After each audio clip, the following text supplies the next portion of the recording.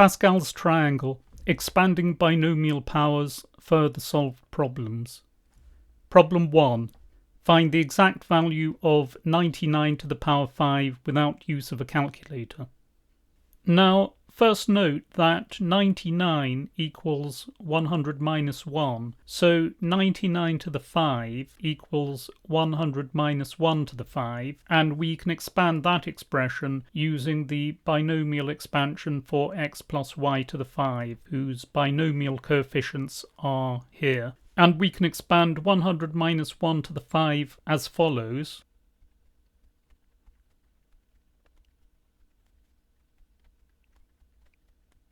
And that expression simplifies to this expression, where the even powers of minus 1 resolve to 1, and where the odd powers of minus 1 resolve to minus 1. And when we multiply out those terms, we get this result here. Now, this looks a little intimidating given that we cannot use a calculator to calculate it, but it isn't too bad. What we will do is add the positive terms and add the negative terms and then subtract them from the sum of the positive terms. And to help in doing so, I've indicated the number of zeros at the end of these larger numbers. And if we arrange the positive and negative numbers in column form like this, we can tot them up pretty easily to give this number minus this number, which can be arranged in column form and can then be subtracted quite easily. And given the format of these numbers, we can group them as follows: 500 minus 001, 10000 minus 00100, and finally 100 minus 5, which a simple calculation shows to be 9509900,499, or 9,509,900,499. Problem 2. Show that if x is so small that terms in x squared and higher powers can be neglected, then 1 minus 3x cubed times 1 plus x over 2 to the power 4 can be expressed in the form 1 plus kx for some integer k. This question requires us to consider x being so small that terms in x squared and higher powers can be neglected. But what do we mean by x being small?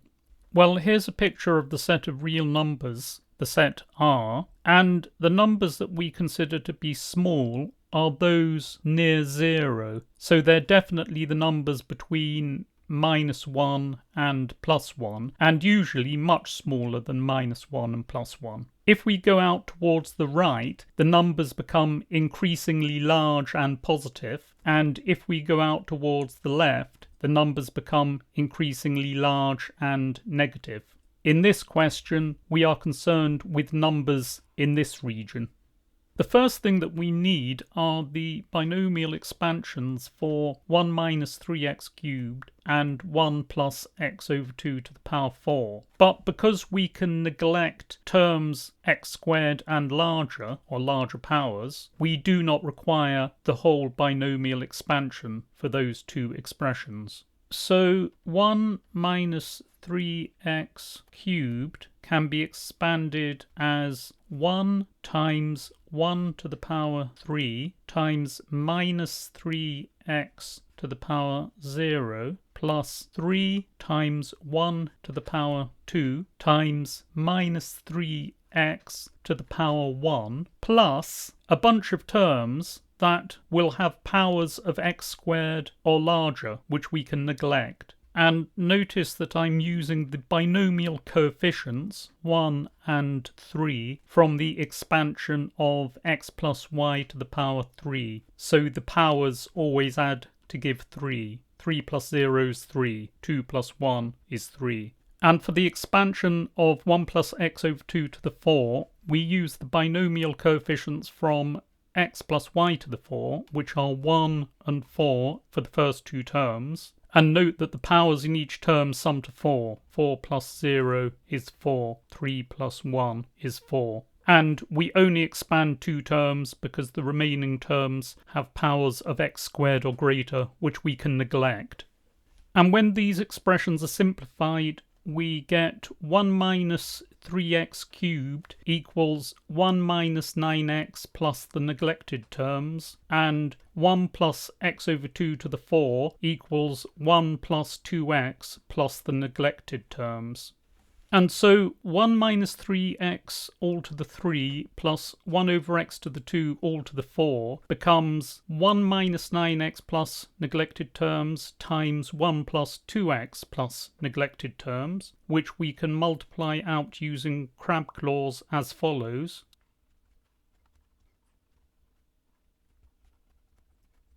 And after simplification, we obtain 1 minus 7x plus 18x squared plus neglected terms. And note that in fact, 18x squared is itself a term that we have to neglect. So we can simplify this expression further to 1 minus 7x plus neglected terms. Now it should be clear why we didn't bother to write down any of these neglected terms in the expansions. It's because we could only have produced a term of power x squared or higher in the final crab clause expansion, and those terms must be neglected. And finally, we could write the result in this form. 1 minus 3x all cubed times 1 plus x over 2 to the 4 is approximately equal to 1 minus 7x when x is close to 0. And we can see that our value of k is minus 7.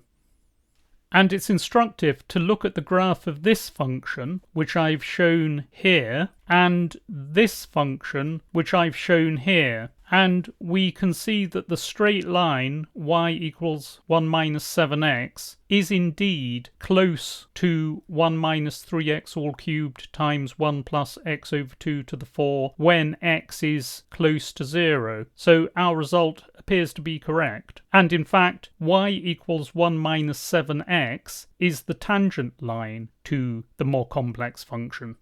We call 1 minus 7x a linear approximation to f of x, and in fact this is the best linear approximation that we can have for the function close to 0.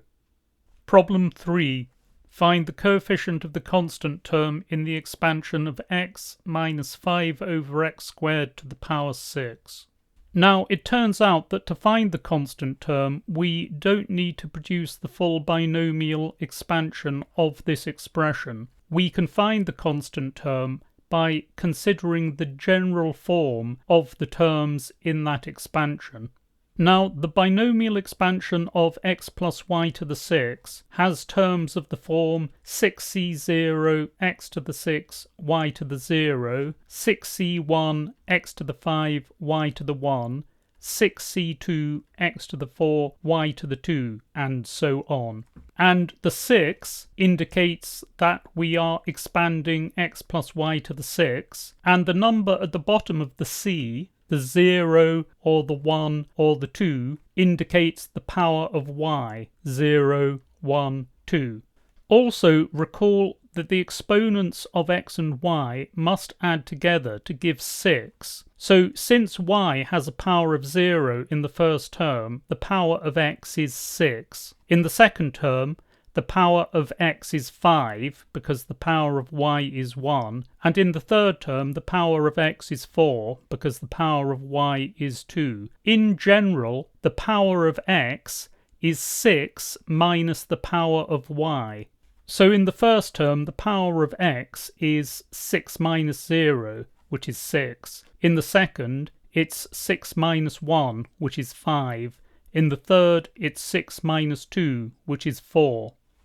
So each term in this expansion conforms to the following pattern. Each term is of the form 6ck times x to the 6 minus k times y to the k, where k is an integer that runs from 0 to 6.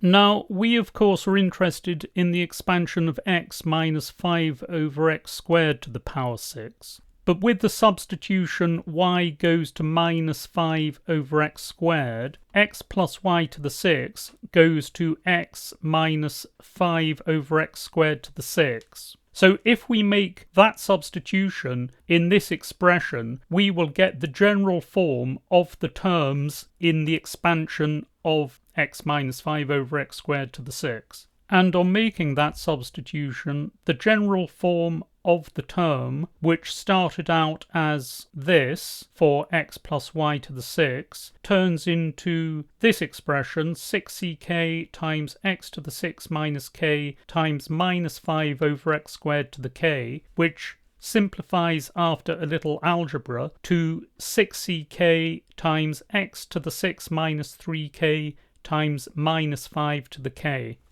And if we look at this simplified expression, this term 6ck is a constant, minus 5 to the k is a constant, but x to the 6 minus 3k in general depends on x. It is not a constant. We need to find the value of k that makes x to the 6 minus 3k a constant, because then the product of the three terms will be a real number, an element of the set R, i.e. it will be constant.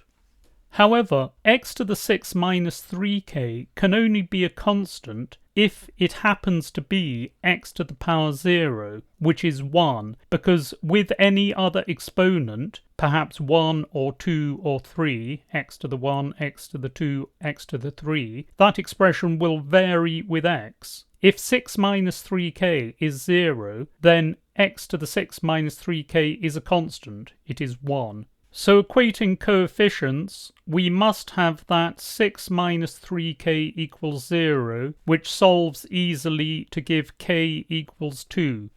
And substituting k equals 2 into the general form for the terms in the expansion, we get 6c2 x to the 0 times minus 5 squared, which becomes 15, which is 6c2 times 1 x to the 0 times 25 minus 5 squared, which works out to be 375. So the constant term in this expansion is 375, and it is in fact the term labelled with k equals 2. Problem 4. Use the binomial expansion of 3 plus x to the power 4 to find the coefficient of y cubed in the expansion of 3 plus y plus 2y squared to the 4. Now, under the substitutions x goes to 3, y goes to y plus 2y squared, x plus y to the 4 goes to 3 plus y plus 2y squared to the 4. And the expansion of x plus y to the 4 is given by this expression, as we have seen, where I am using the binomial coefficients shown here, 1, 4, 6, 4, 1. And I am suppressing x to the 0 and y to the 0, which become 1. And making those substitutions, the expansion of 3 plus y plus 2y squared to the 4 becomes this expression here. Now, we need to find the coefficient of y cubed, so we only need consider the terms in the expansion that produce y cubed terms. So we can rule out 3 to the 4, which is a constant. We can rule out this term, which only has terms of the form y and y squared. We must include this term, because the cross products, when we FOIL out y plus 2y squared, will produce y cubed terms. We include this term. The first term will FOIL out to give us a y cubed term. And we exclude this term, which can only produce expressions of the form y to the 4 or higher. And so I've written out these two terms in full, here for the first, here for the second, and we can now FOIL out the terms that we need. We have y times 2y squared, which when multiplied by the 3 squared at the beginning, gives us 6 times 3 squared times 2y cubed, plus 2y squared times y, which gives us another 2y cubed. And that's all of the terms that we need from that expression. But from the second one, we have plus 4 times 3 times, and now we FOIL out y times y times y to give us y cubed. And that's the only term that will be of the form y cubed from the second expression. And the first term expands to 6 times 9 times 4y cubed, the second to 12y cubed, which eventually simplifies to 216y cubed plus 12y cubed, which is 228y cubed. So the coefficient of y cubed in this expansion is 228. Problem 5. Expand 1 plus x squared cubed and hence calculate 1.24 cubed correct to one decimal place. First note that 1 plus x squared can be grouped as 1 plus x squared, so we can expand this cubic expression using these binomial coefficients for the expansion of x plus y cubed as 1 times 1 cubed plus 3 times 1 squared times x plus x squared plus 3 times 1 times x plus x squared all squared plus 1 times x plus x squared all cubed, where 1 is playing the role of x and x plus x squared is playing the role of y in this expansion. And we have two terms to expand out, x plus x squared squared and x plus x squared cubed. The first FOILs out to x squared plus 2x cubed plus x to the 4, and the second, x plus x squared cubed, can be expanded using the binomial expansion for x plus y cubed to give x cubed plus 3x squared times x squared plus 3 times x squared squared plus x squared cubed, and that simplifies to x cubed plus 3x to the 4 plus 3x to the 5 plus x to the 6.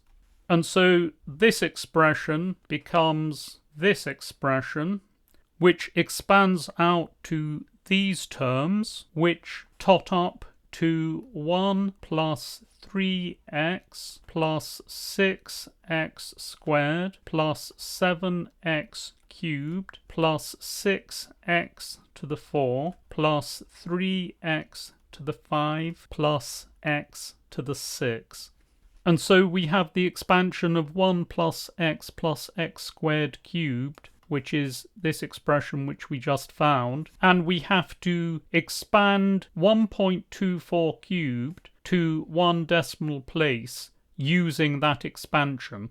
Now note that 1.24 equals 1 plus 0.2 plus 0.04, and that can be rewritten as 1 plus 0.2 plus 0.2 squared. And so we can see that if x equals 0.2, then 1 plus x squared equals 1.24, and of course 1 plus x squared cubed equals 1.24 cubed. Now, since x, which equals 0.2, lies between 0 and 1, the terms in this expression will become increasingly small as we head towards higher powers. And hence, we can use the expansion of this expression to find an approximation for 1.24 cubed by neglecting some of the terms when we substitute x equals 0.2 into the expansion at the top. Now we need an approximation correct to one decimal place, and that means we must add terms in this sequence of numbers, which is the result of substituting x equals 0.2 into both sides of the expansion, until we reach a number that can no longer affect the first decimal place.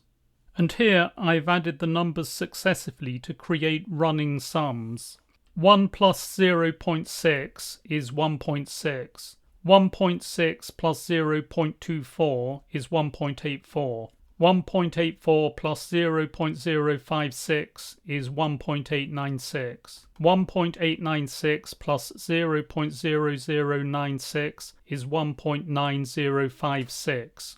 And at this point we note that we have a 0 in the second decimal place, and the next number to add starts with 000 in the first 3 decimal places. So the next addition cannot affect 1.9056 in the first decimal place.